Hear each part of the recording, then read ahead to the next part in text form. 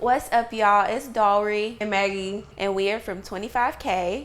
So today we want to talk to y'all about how your credit is affected if you were to get into a car accident, whether you had insurance or no insurance or gap insurance, it don't matter. We're going to talk about all of that today. And doll, I know you're like a little green on this topic, but if you have questions, I'm pretty sure it's people in the audience that have these similar questions. So feel free to ask your questions and, hopefully y'all can connect. But if y'all do have questions, leave them in the chat and we'll do another video to address y'all's questions.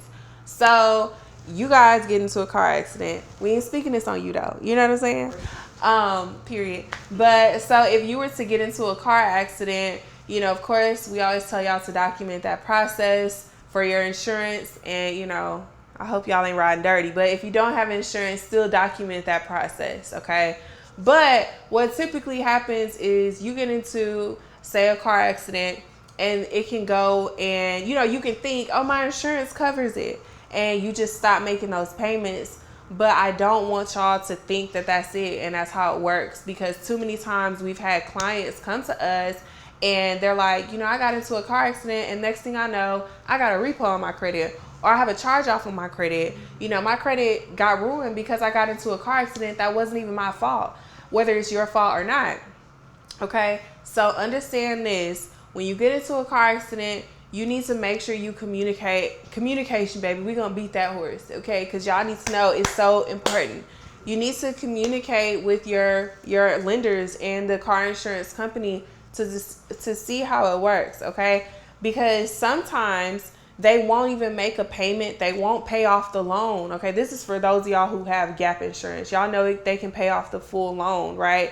So if you do have that and they pay it off, they're not always going to pay it off immediately. Some of y'all think that just because you got into this car accident and you have insurance that you can stop making payments. But listen, know that every time 30 days rolls around, they're going to report whether you've made the payment or not. Okay, so you need to continue to make those payments until you got the confirmation from your insurance company or your car loan company that they're going to stop reporting it or that the loan was paid off. Because you don't want a 30-day late payment. Because, dog, you already know, like, what happens, when a person gets a late payment to their credit? Like, how detrimental is that to their credit?